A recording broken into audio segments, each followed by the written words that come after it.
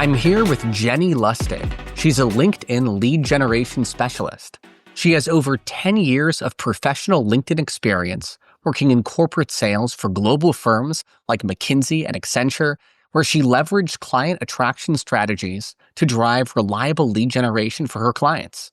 Now, Jenny builds simple lead funnels to help solopreneurs attract their ideal clients on autopilot so they can work less and earn more. Jenny, thanks so much for being here. Yeah, thanks for having me. So, Jenny, there's a whole lot of really interesting terminology from your bio alone that I think our audience would love to untangle. Before we get to the terminology, I've got one big question. Why transition from working for these large global firms and start working for yourself? Yeah, I'll be very honest. I experienced some layoffs. Most recently, I was hit during the pandemic in 2020, and then I did get laid off at the end of 2023 as well from a different company. And so for me, the writing was kind of on the wall. I just kind of felt like I had seen a new light that corporate jobs just don't carry the same stability today that they even did 5 years ago.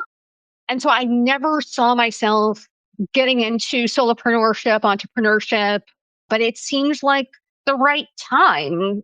No time like the present, I guess.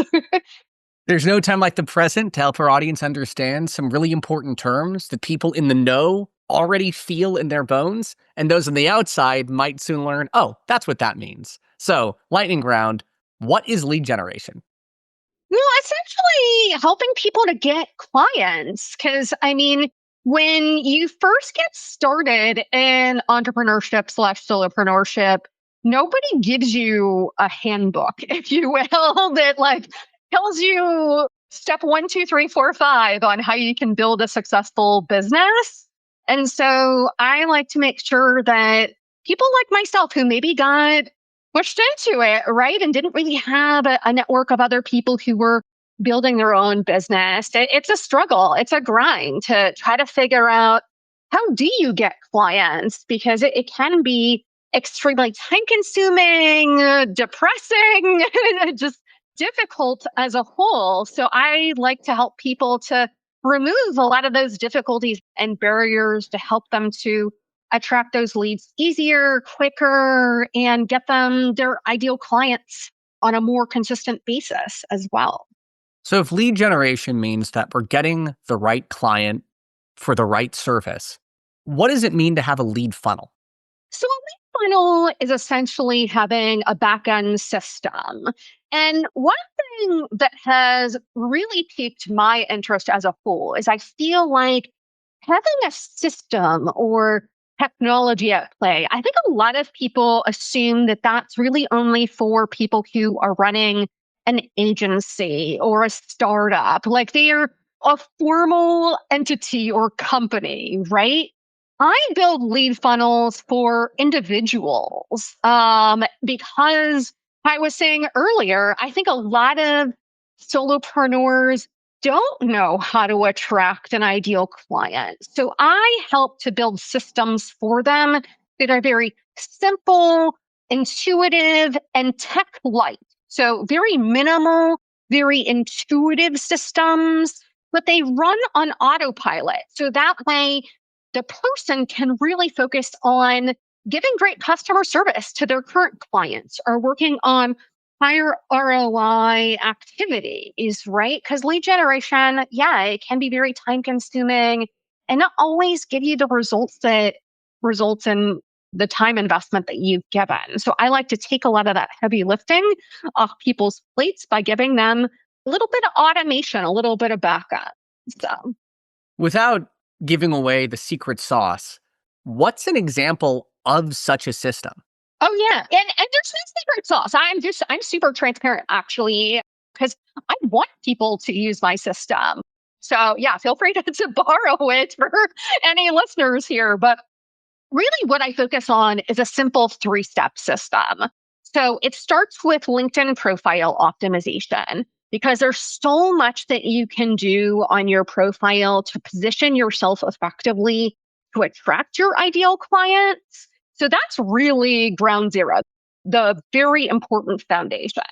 Step two is developing a lead magnet. And that's really a freebie that is meant to be a stepping stone, like an entry point to your high ticket offer. So a lot of times what people will do, they'll create like a PDF or a worksheet. I like to do things a little bit more creatively, like an email course, like a 3 or 5 day email course, a Notion doc, or even a video sales letter to give people a more sense of like who you are and what you do. And then the third piece is a landing page, because I like a landing page because it's super sales focused and targeted on selling that lead magnet.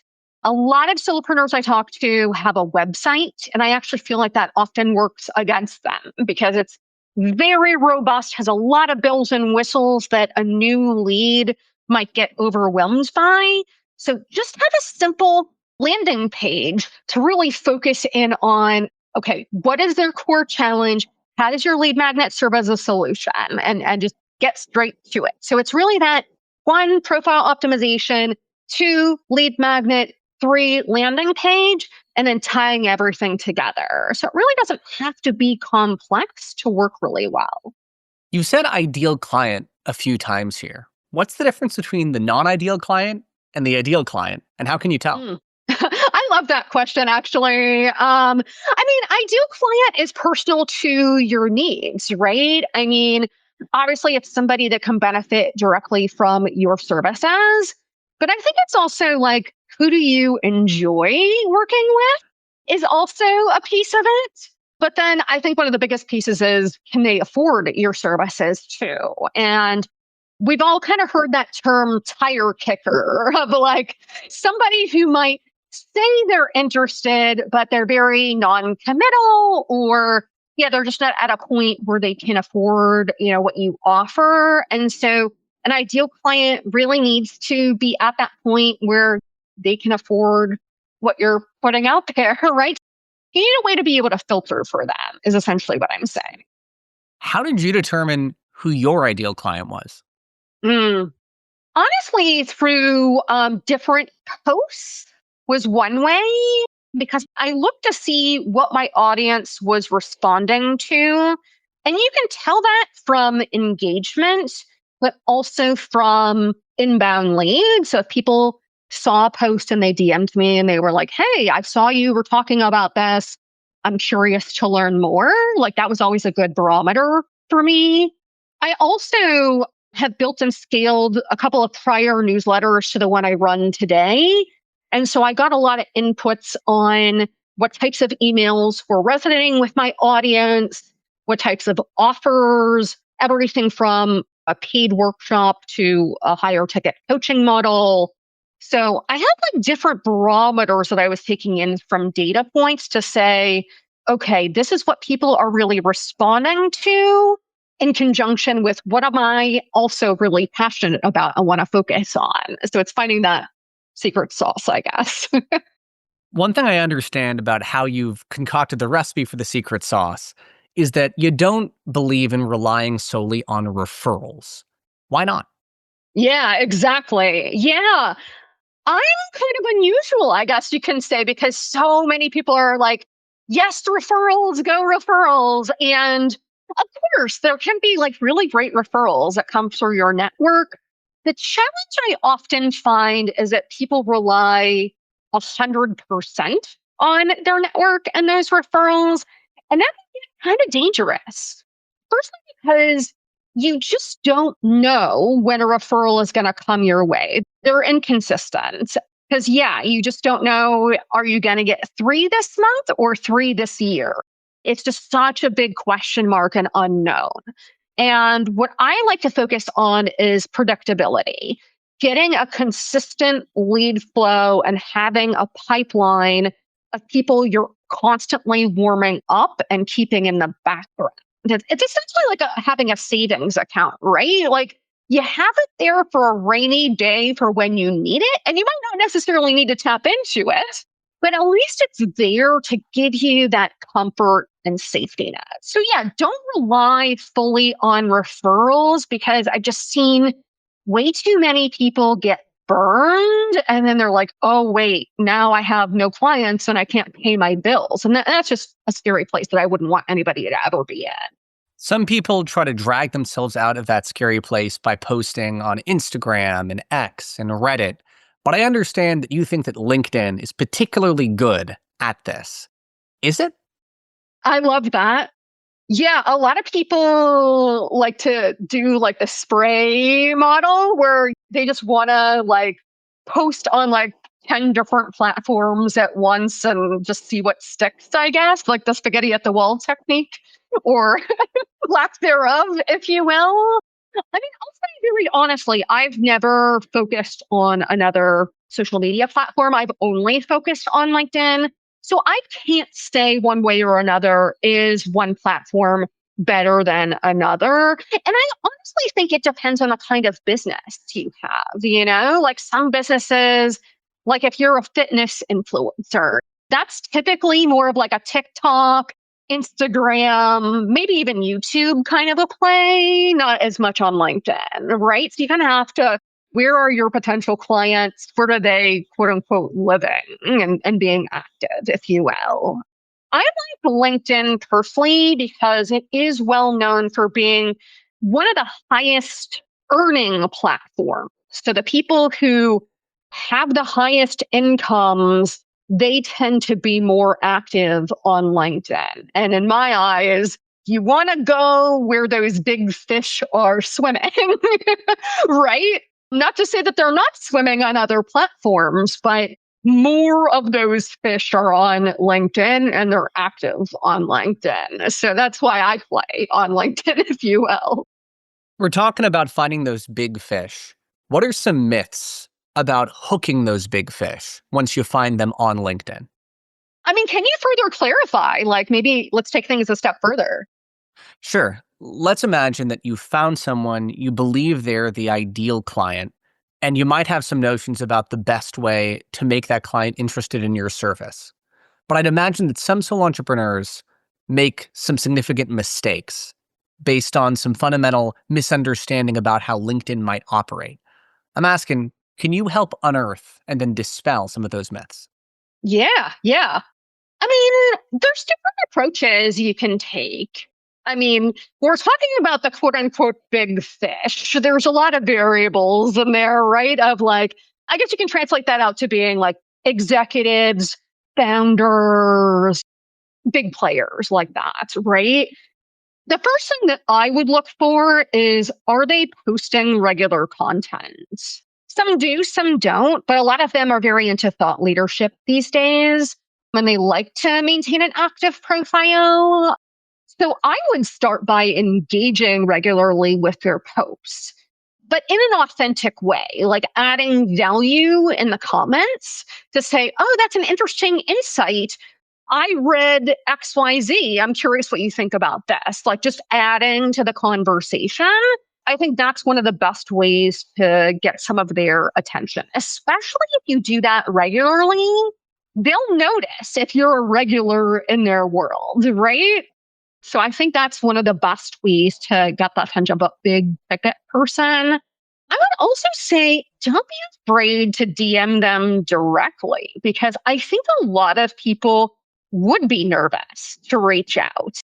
And so, given that, be the other 1% that actually goes for it and sends them a message. But yeah, if you're going to go after a high ticket person, you've got to bring it. You've got to bring your best stuff, right? And so I would want to make sure that it's a message that's highly tailored and targeted that shows that you understand who they are, what they do, and how your services could potentially help them, but also keep it very straight and to the point. These are very busy people, so keep it to like 2, 3 sentences max. And maybe use like ChatGPT to help you to refine that, right? But those are the two major things that I would do to try to get somebody's attention. Any other common mistakes that you see people on LinkedIn make? Oh gosh. I mean, we would need like several hours for me to answer that question. I'll give you Some things that immediately pop into my mind here. I would say one of the biggest ones is posting content without any kind of strategy. That's something that I see people making mistake on pretty much all day, every day. And you can really tell when somebody doesn't have a strategy. I mean, you can see it from their profile if they posted once this week, but then their last post was from 2 months ago. They're obviously not consistent. They're not showing up regularly. They're not adding to the conversation. So when I say strategy, I'm looking for somebody who's posting 3 to 5 times a week. Because if you're taking it seriously, if you really want to build a business on LinkedIn, you've got to bring it. You've got to show up on a regular basis. And that's hard to do. So a lot of people will drop out because it's a lot of effort. It's a lot of time and energy. But yeah, the people that show up 3 to 5 times a week, you notice them. And that's where people start to get real, true fans and followers. So yeah, posting consistently, also posting at the same time. Mine's 10:30 a.m. because it's a random time, and I do that by design because my competition is low. I like to do that. But yeah, make sure whatever time you choose, it's consistent at every day that you do it. I also think that people are engaging. They're not commenting on other people's posts. So you need to make sure that whenever your post goes up, you're strategically commenting 15 to 30 minutes ahead of time. So for example, when my post goes up at 10:30 every weekday, I start my commenting at 10 a.m. And I'm strategically going down my list of my major competitors so that I'm showing up on their posts. And then I also do a little zigzag where I'm posting on some random people in my feed as well, just to try to get some new people in the mix. And this is actually a formal term, warming up the algorithm. So that way it knows I'm engaged. It knows I'm there. So as soon as my post goes live at 10:30, the algorithm's going to boost my post because it's essentially like I scratched their back with the engagement. Now they're essentially scratching mine and boosting me in the feed. So a lot of people don't do that, but make sure that you are carving out that time. Every time your post goes up, you're live, you're engaged, you're getting involved. That's incredibly valuable advice. On the emotional level and on the amount of work that someone has to put in, it might feel to some folks like they're screaming out into the void with their LinkedIn comment that doesn't get any engagement or the post that doesn't get as much engagement as they would like. What do you say to that person? Yeah. Well, there's different strategies between commenting and your posts, but you should definitely have a strategy for both. And I think, yeah, I mean, kind of what I was alluding to earlier, a lot of times people don't have any strategy at all. So it's all over the map. With commenting, it is very much like adding value or adding to the conversation. I kind of liken it to like you've just joined a dinner party. You don't want to just sit there and be like, oh, great point. Oh, you want to say something that's very relevant to the topic and maybe ask a question back to the person who started that post, right? So you're really showing up there. So, in summary, like, don't just say generic things like, great post or love that idea. That's really just going to be generic and not do anything for you. So, do fewer comments, but be strategic and add value there. But on the posts, really think about what is relevant topic wise to your audience. And one thing that I like to do is list out my ideal clients' major pain points and how I can help to solve them, or if I've ever experienced them and how I've solved them for myself. And I'll talk about that situation. I think those kinds of posts are always appreciated and such. I would also say, just as an additional add on here, to tell stories, tell personal stories and anecdotes. And that's something that I don't see a lot of people doing, but they are some of the best performing posts And the more you can get raw and real, the better. For example, I had a post where I talked about some of my prior failed businesses. That posted extremely well. And I was like, oh, people love seeing me fail. But I think it's just because people can relate to it.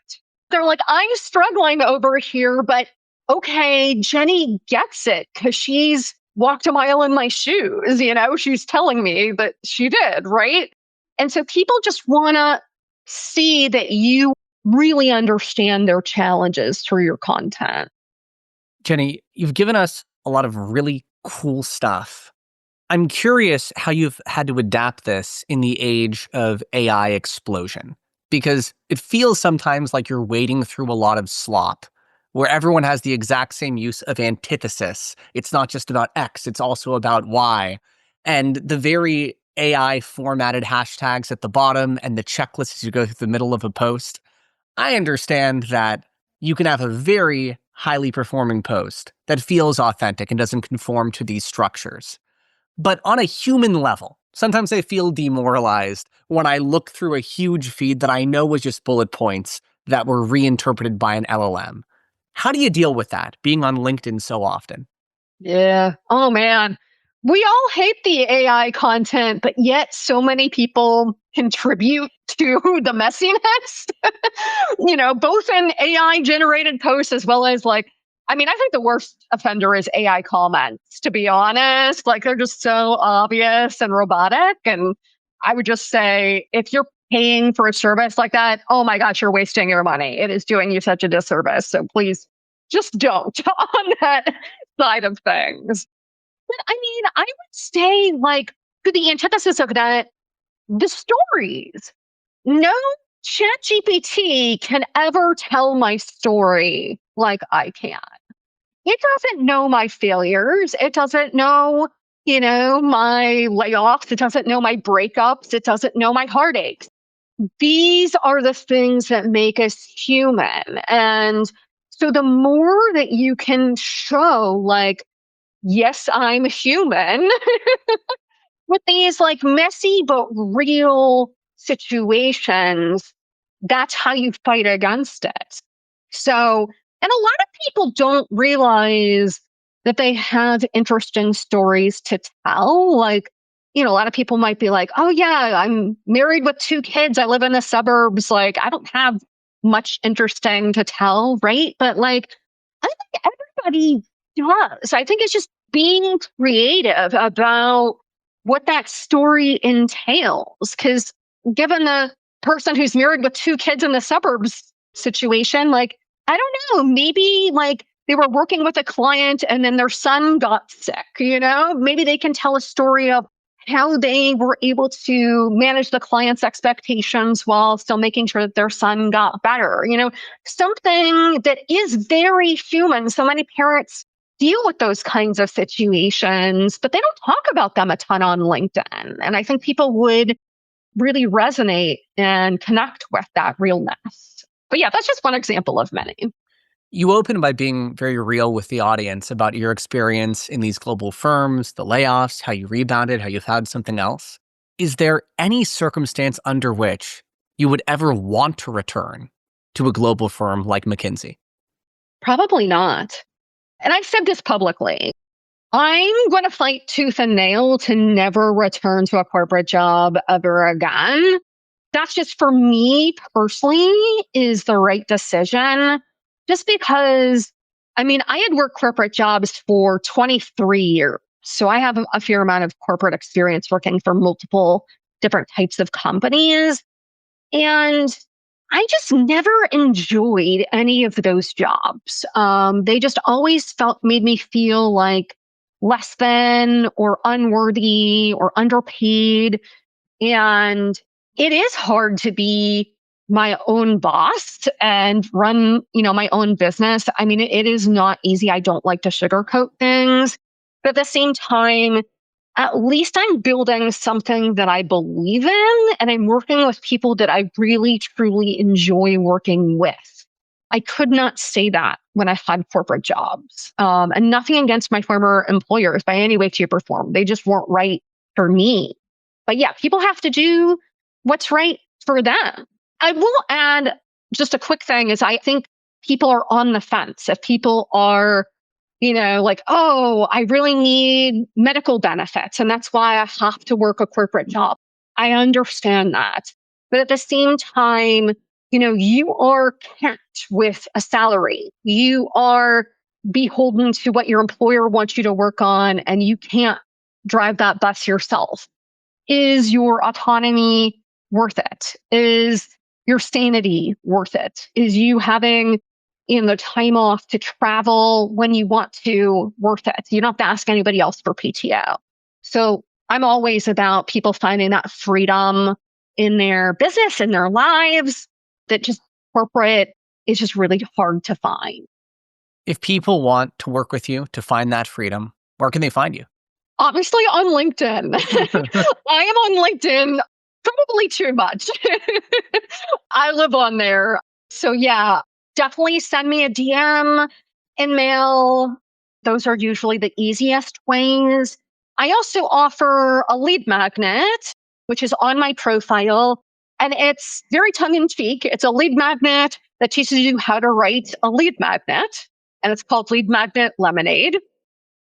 And I just want to help people to make it a lot easier for them to have that point of entry to introduce new clients into their world. So I have a great resource for that. And then people can always hit reply on those emails to find me as well. Jenny, thank you so much for your time, your expertise. It's invaluable. I know I got a lot out of our last 20, 30 minutes together, and I'm positive that all of our listeners got a lot out of it too. Thank you. Yeah, thanks for having me here.